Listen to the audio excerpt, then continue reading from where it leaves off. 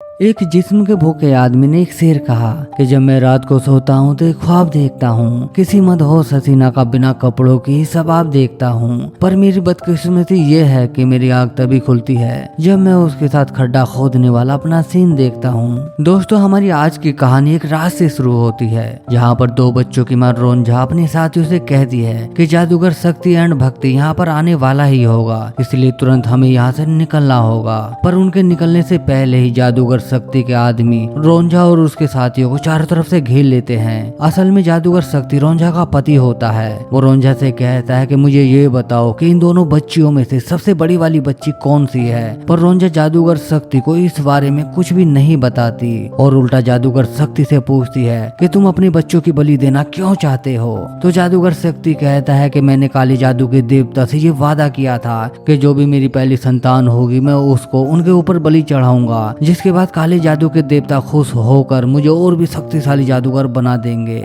इसके बाद जादूगर शक्ति फिर से रोंझा से अपनी पहली संतान के बारे में पूछता है, पर रोंझा उसको इस बारे में कुछ भी नहीं बताती। जिसके बाद जादूगर शक्ति रोंझा को अपने आदमियों से मरवा देता है। पर रोंझा मरने से पहले चिल्लाती हुई साधु 64 का नाम लेकर पुकारती है। जिसके बाद तुरंत ही साधु 64 एंड 65 वहाँ पर प्रकट हो जाता है। वो आते ही जादूगर शक्ति के सभी आदमियों को निपटा देता है और जैसे साधु 64 जादूगर शक्ति को मारने वाला ही होता है, तभी जादूगर शक्ति साधु 64 पर अपनी आंखों से काला जादू कर देता है। पर बीच में ही रोंझा जादूगर शक्ति के पिछवाड़े में भाला घुसेड़ देती है, उसे जान से मार देती है। रोंझा अपनी आखिरी सांसें लेती हुई साधु 64 से कहती है कि मुझे पता है जादूगर शक्ति वापस लौटकर जरूर आएगा, इसलिए तुम्हें मेरी दोनों बेटियों को एक योद्धा बनाना होगा जिसके बाद ये किसी से हार ना माने। और इतना कहकर रोंझा मर जाती है। साधु 64 अपने वचन को पूरा करता है। वो अपने जादू से दोनों बच्चियों में अपने लड़ने की सभी कला को डाल देता है और रात में ही दोनों बच्चियों को अपने शिष्यों को सौंपता हुआ कहता है कि किसी को ये कभी पता नहीं चलना चाहिए कि यहाँ पर दो हमशक्ल लड़कियां रहती हैं। अगर ऐसा हुआ तो अनर्थ हो जाएगा और तुम लोग मरते दम तक इन दोनों बच्चियों की रक्षा करोगे। अब बहुत समय के बाद जादूगर शक्ति की रखील बिना कपड़ों की रानी अपने काले जादू से जादूगर शक्ति को जिंदा कर देती है। जादूगर शक्ति जिंदा होते ही अपने सिपाहियों से कहता है कि उन दोनों हमशक्ल लड़कियों को ढूंढो और पकड़कर मेरे पास लाओ और जो सैनिक ये काम सबसे पहले करेगा मैं उसे माला माल कर दूंगा।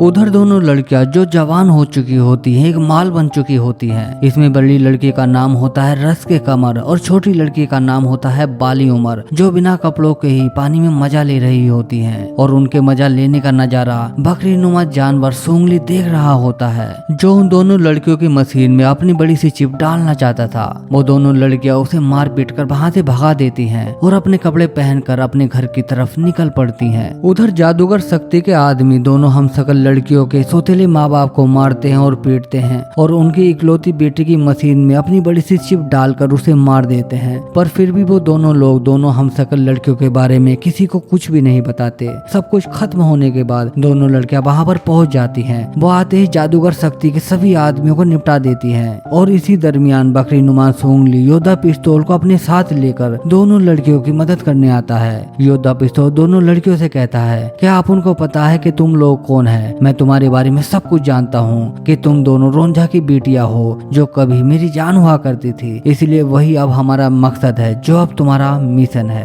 पर तभी जादूगर 64 एंड 65 भी वहाँ पर आ जाता है, जो काफी बूढ़ा हो चुका था। वो दोनों लड़कियों के हाथ अपने हाथ में लेकर कहता है कि अब वक्त आ चुका है तुम्हें और भी पावर देने का, जिसके बाद तुम अपनी माँ के हथियार जादूगर शक्ति को मारकर अपनी माँ का उसे बदला ले सकते हो। और आगे कहता है कि जब कभी तुम किसी बड़ी मुसीबत में फंस जाओ और निकलने का तुम्हारे पास कोई रास्ता ना हो तो उस वक्त तुम बेताल का नाम लेना। अब दोनों लड़कियां योद्धा पिस्तौल के साथ जादूगर शक्ति को ढूंढने निकल पड़ती हैं और एक शहर में जा पहुंचती हैं, जहां पर हमारी मुलाकात उल्टी धार से होती है, जो कुछ सिपाहियों से लड़ रहा होता है, जिसमें योद्धा पिस्तौल और दोनों लड़कियां उल्टी धार को सिपाहियों से बचाती हैं। लड़ाई के बाद योद्धा पिस्तौल उल्टी धार से कहता है कि हम एक मिशन पर हैं और उस मिशन पर तुम्हें हमारा साथ देना होगा। उल्टी धार कहता है कि मैंने लड़ाई झगड़े का काम अब छोड़ दिया है, अब मैं पूरी दुनिया घूमना चाहता हूँ, मजा करना चाहता चाहता हूँ और दुनिया के हर देश की लड़की की जवानी को चखना चाहता हूँ और यही अब मेरा मुकद्दर है और यही अब मेरा मिशन है। योद्धा पिस्तौल कहता है कि क्या तुम्हें पता है कि हम जिस मिशन पर हैं वहाँ पर हसीनाओं के मेले लगते हैं, एक से बढ़कर एक हसीना वहाँ पर मिलती है और शुरुआत के लिए ये तुम्हारे लिए बहुत ही अच्छा होगा।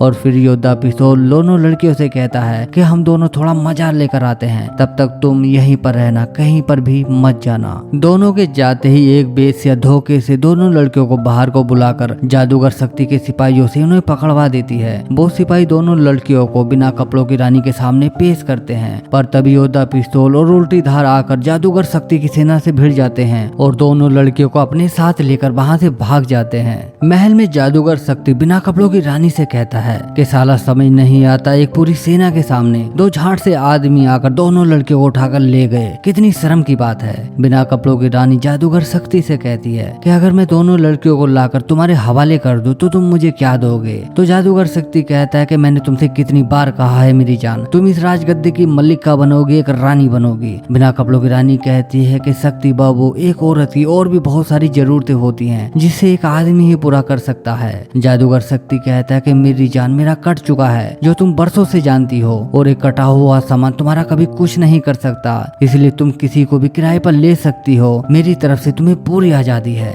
बिना कपड़ों की रानी एक गोरिल्ला के पास जाती है जो औरतों का बहुत बड़ा शौकीन होता है। वो उससे कहती है कि दो लड़कियां हैं जिसमें एक लड़की हमें चाहिए और दूसरी तुम रख सकते हो, वो भी हमेशा के लिए, फिर समझो तुम्हारा कितना मजा आएगा। ये सुनकर गोरिल्ला बहुत ही ज्यादा खुश हो जाता है। उधर जंगल में योद्धा पिस्तौल दोनों लड़कियों से पूछता है, क्या तुम्हें पता है एक बच्चा पैदा कैसे होता है, क्या तुम्हें पता है एक बकरी का बच्चा पैदा कैसे होता है। पर तभी गोरिल्लाओं की सेना वहाँ पर हंसने वाला धुआं छोड़ देती है, जिसके बाद सभी लोग हंसते हंसते पागल हो जाते हैं, जिसमें गोरिल्ला रस के कमर और उल्टी धार को उठाकर वहाँ से ले जाते हैं और जादूगर शक्ति के सामने उन्हें पेश करते हैं। जादूगर शक्ति रस के कमर से कहता है, क्या तुम्हें पता है मैं तुम्हारा बाप हूँ और तुम मेरी बेटी हो, और लोगों ने जो अफवाह फैला रखी है कि मैंने तुम्हारी माँ की हत्या की है वो सब झूठ है। सच तो यह है कि तुम इस राजगद्दी की इकलौती बारिश हो और मेरी बेटी हो। ये बात सुनकर रस के कमर जादूगर शक्ति से कहती है कि अगर ये सब कुछ सच है तो तुम मेरे साथी उल्टी धार के साथ नरमी से पेश आओगे, इसे किसी तरह की कोई परेशानी नहीं आने दोगे।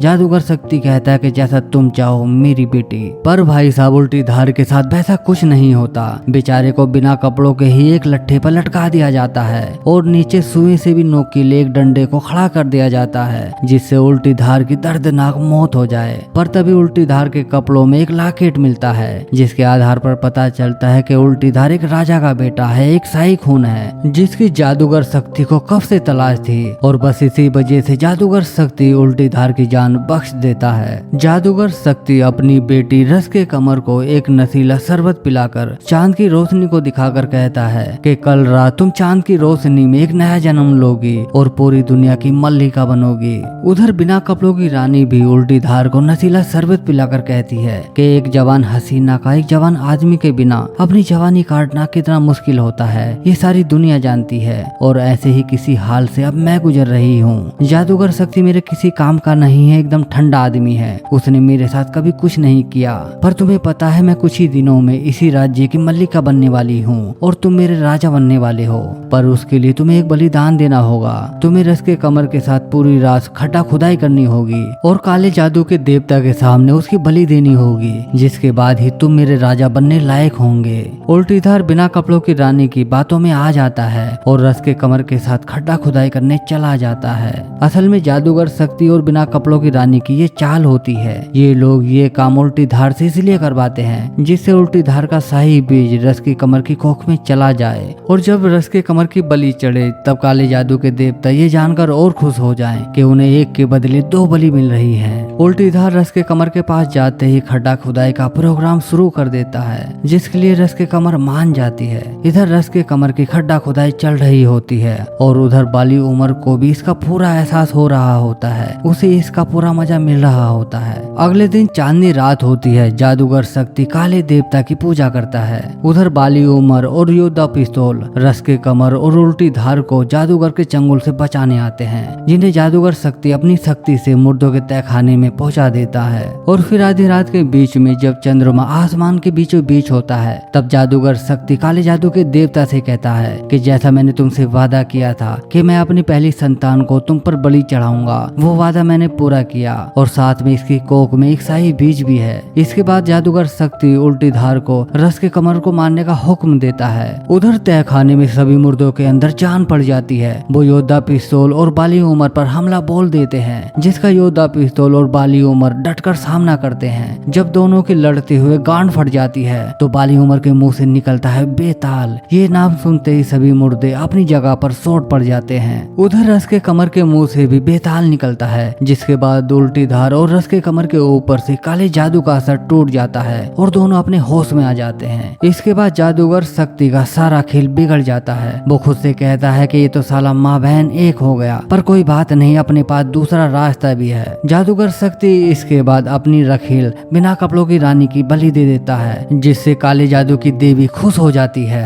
अब चारों तरफ लड़ाई झगड़ा चल रहा होता है। आसमान में शेरनुमा बेताल होता है और काले जादू की देवी होती है। बेताल काले जादू की देवी पर अपने जादू का एक शॉट मारता है, जिससे काले जादू की देवी भस्म हो जाती है और कहानी के आखिर में उल्टी धार जादूगर शक्ति को मार देता है और रस के कमर और बाली उमर का खसम बन जाता है। और यहीं पर दोस्तों आकर ही हमारी कहानी का अंत हो जाता है।